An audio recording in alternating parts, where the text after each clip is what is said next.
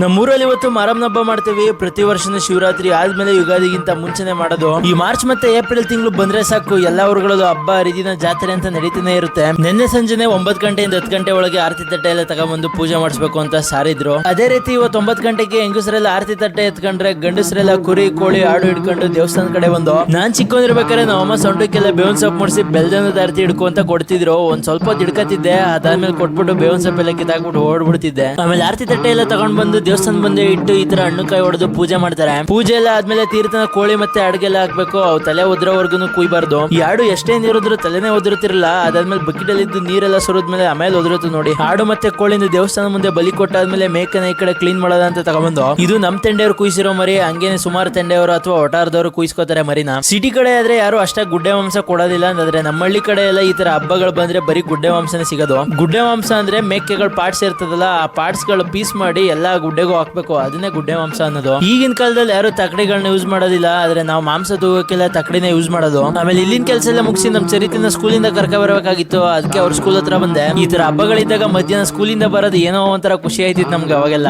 ಆಮೇಲೆ ಪ್ರತಿ ಮನೆಯಿಂದನೂ ಒಬ್ರಿಗೆ ಆಗೋಷ್ಟು ಊಟನ ದೇವಸ್ಥಾನ ಹತ್ರ ತಗೊಂಡ್ಬಂದ್ ಕೊಡ್ತಾರೆ. ಆ ಊಟನ ಗದ್ದೆ ಹತ್ರ ತಗೊಂಡೋಗಿ ದೇವ್ರಿಗೆ ಪೂಜೆ ಮಾಡ್ಬಿಟ್ಟು ಎಲ್ಲರೂ ಊಟ ಮಾಡಿ ಹಬ್ಬನ ಎಂಡ್ ಮಾಡ್ತೀವಿ. ನಿಮ್ಮೂರಲ್ಲಿ ಮಾರಮ್ಮನ ಹಬ್ಬ ಹೇಗಿರುತ್ತೆ ಕಮೆಂಟ್ ಮಾಡಿ ಅಂತ ಹೇಳ್ತಾ ಸಿಗೋಣ ಮುಂದಿನ ವಿಡಿಯೋದಲ್ಲಿ. ಬಾಯ್.